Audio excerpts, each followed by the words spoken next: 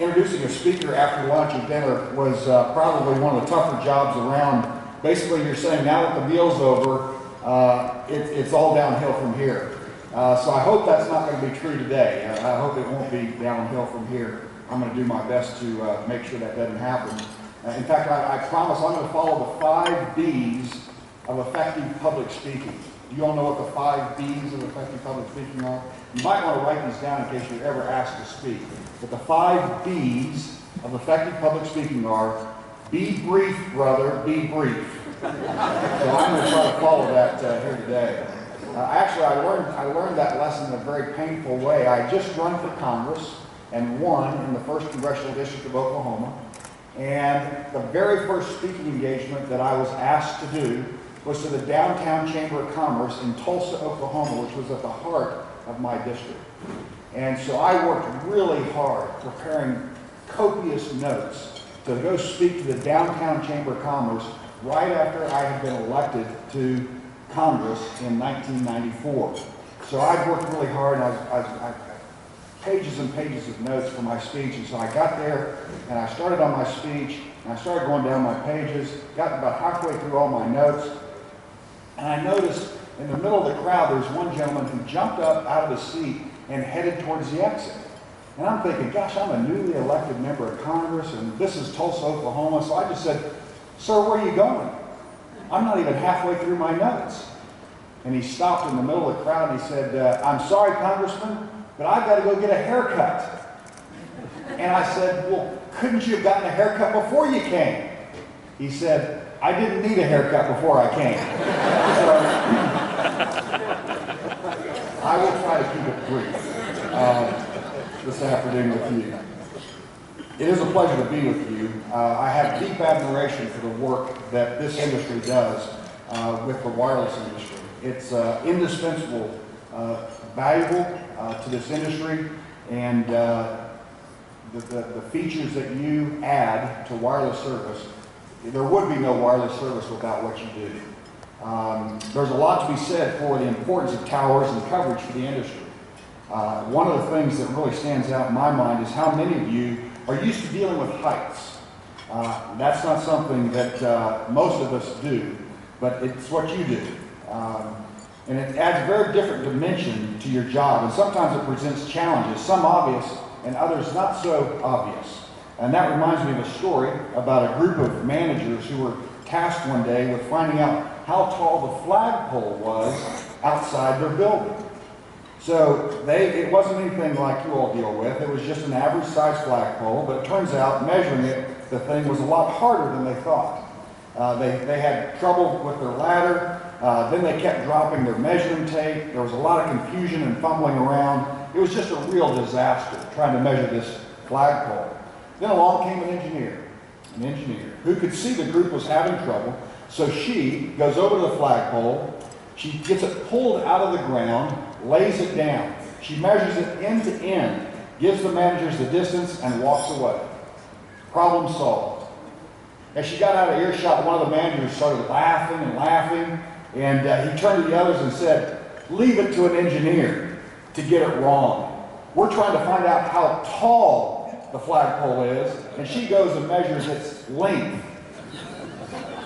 Well, I'm confident that you are much more astute and accustomed to dealing with the various aspects of your jobs, but I'm sure a few of them could be a little challenging for others.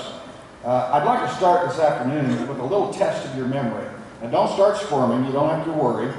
This won't be that hard. I want to ask you to remember what you were doing in 1983. 1983. Looking around the room, I can tell some of you already are off the hook for answering, since you probably weren't even born then. But for those of us who were, I'd like you to try and think back to that year. Let me share some of the things that happened then. The final episode of MASH was aired in 1983. President Reagan rolled out his plan for a Star Wars defense system. Cabbage Patch dolls, remember those? They were the big Christmas hit. And the Dow Jones climbed all the way up to 1258. Microsoft Word was launched. I don't know about you, but I still have problems with paragraph spacing. Michael Jackson gave us our first look at the moonwalk, and I never got that right. So most importantly to all of us here, in October of '83, in Chicago, Illinois, they made the first commercial cell phone call. 1983, Chicago, the first commercial cell phone call. Look at how far we've come in such a relatively short period of time. We've gone from that big, bulky bag phone to the clunky brick that weighed a couple of pounds that you might remember Michael Douglas using when he played Gordon Gekko in the movie Wall Street. Later came the old candy bar phones, then flip phones, and now we have phones like this, the iPhone. It's pretty extraordinary. This device and many others like it on the market today are just incredible. They put more processing capability, listen to this, more processing capability in your hand than the Apollo spacecraft at just a touch or a swipe. They're making information accessible to more people than any other device in the history of civilization. More people have cell phones, listen to this, more people have cell phones around the world than have running water or electricity. That is truly extraordinary. Wireless technology is bringing about profound changes in our lives as well. Look at our social behavior. Obviously, we're better connected to our friends and families than ever before. Because of wireless, social media, such as Facebook or Twitter, is giving us new opportunities to share the important moments of our lives with more people.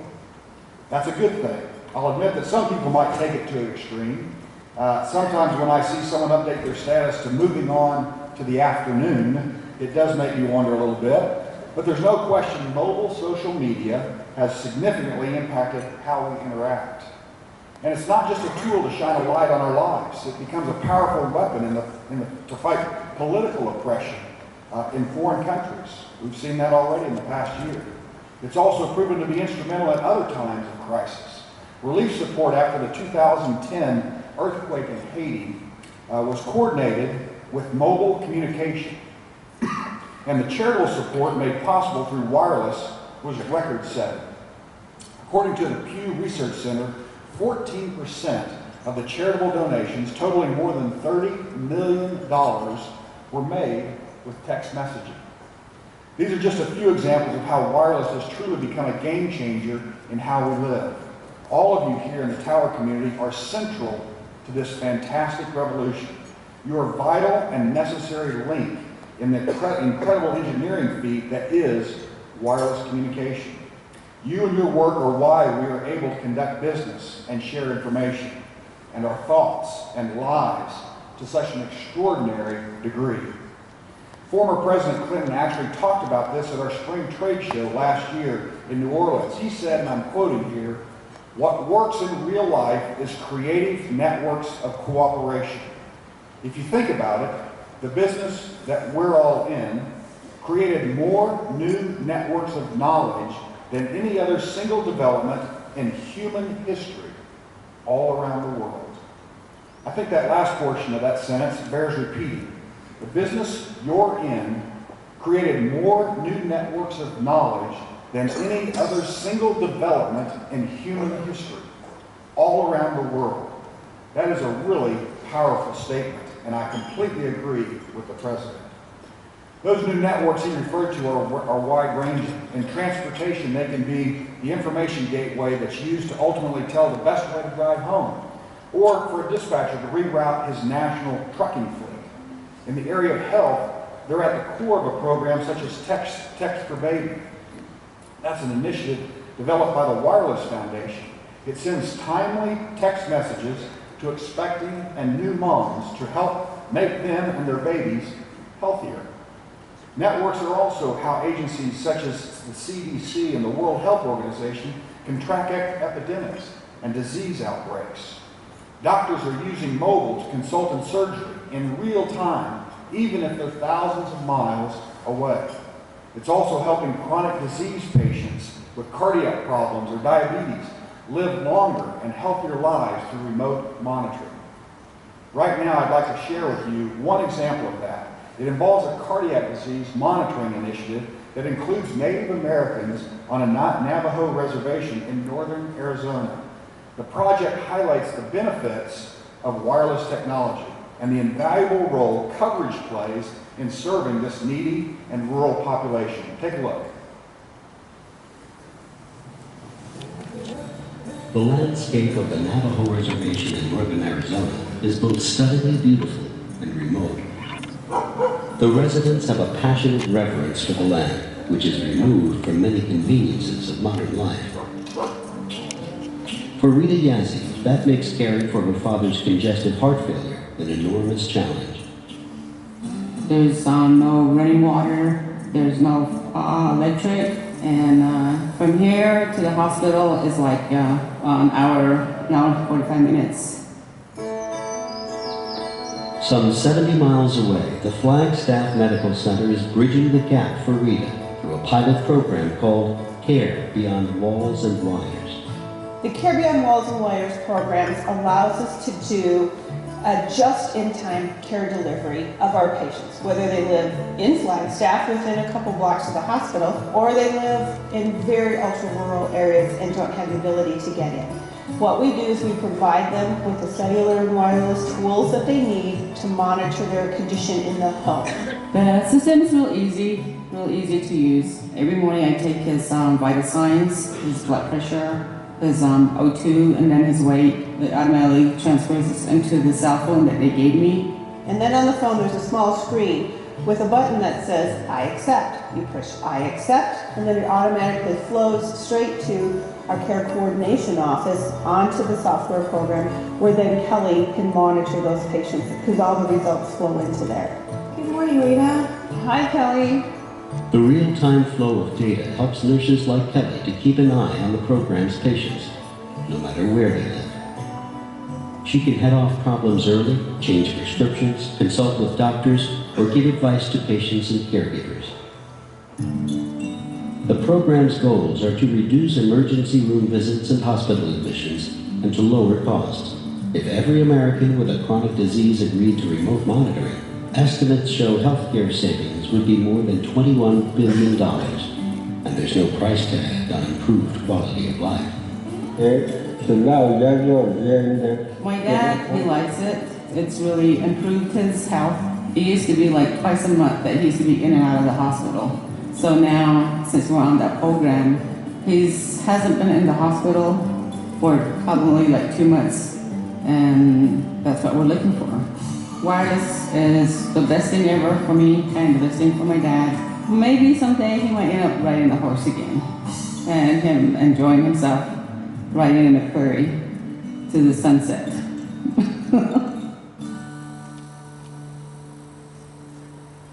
Well, this Care Beyond the Walls and Wires project accentuates the importance of tower location and how coverage can positively impact people's lives. It can be just as crucial to economic development. An example of that is how wireless has opened new doors in smart farming. Sensor technology can tell a farmer if his crops are stressed by weather or water or pests. Telematics can give him a heads up of when a tractor is about to have a mechanical problem, and when it's time to till his soil or reap his harvest. Wireless is keeping his machines on the straight and narrow with new precision farming, saving fuel costs for him as well. Our networks are how we're making important strides in other areas such as education, energy, finance, commerce, just to name a few. It's helping people do their jobs. It's helping them find jobs, and it's creating new jobs. But no matter how powerful or sophisticated the technology is, nothing would matter if we didn't have connectivity. It would be worthless if we couldn't send and receive signals in a quick and efficient manner. Being able to do that is an incredibly complex and important task. It's one of your core missions, and you do it extremely well. 2012 was a record-setting year in the sighting industry. According to the CTIA semi-annual survey, more towers and antennas were constructed last year than in any other year in history.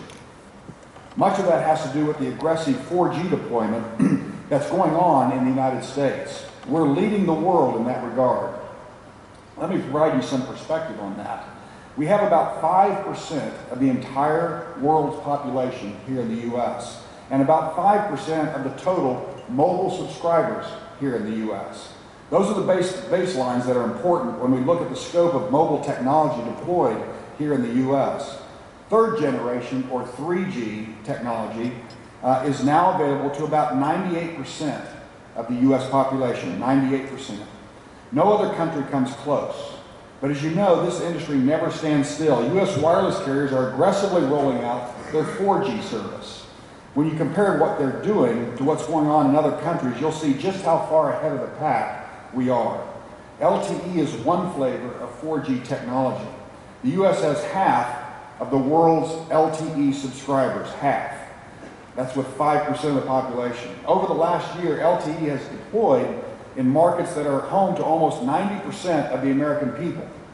And we're not just talking about big cities here. Dozens of wireless providers such as Bluegrass Cellular, Cellcom, and US Cellular are building LTE out in rural and small town America. WiMAX is another advanced technology, and we have almost 70% of those subscribers. Remember, we only have 5% of the world's wireless subscribers, so you can see that the majority of consumers using the most advanced wireless technology live here in the US. As I mentioned, the major US carriers all have impressive plans to offer advanced services to American consumers, and that's very good news for all of you. You should also be encouraged by the increasing demand for high-speed wireless broadband. According to Cisco Visual Networking Index, U.S. mobile data traffic growth is expected to increase 9 times from last year to 2017, and that figure doesn't include the traffic offloaded to Wi-Fi. Cisco says the average U.S. mobile consumer used a little more than 750 megabytes of data per month last year. It estimates this will increase to about 6 gigabytes of data per month by 2017. It's also believed we're going to see connection speeds increase by 600%, and that smartphone and tablet traffic will be increasing exponentially. That's part of the technological evolution that's only going to pick up the pace. Cisco reports that last year in the US, about 3/4 of our data traffic was on 3G networks, and most of the rest was on 4G. But in 2017, Cisco thinks those numbers will almost completely flip around. It's predicting 63% of our data traffic will be on 4G networks and just about all of the remainder on 3G. Satisfying the need for speed and the demand for new devices with immense capabilities is a top priority for the wireless industry. Obviously, it means improved coverage and the deployment of new equipment, and that underscores the importance of your jobs to America's future. At CTIA, we spend a lot of time on issues that are of major importance to the tower community. We actively engage at the FCC and with other relevant federal agencies such as FAA, FEMA, and NTIA.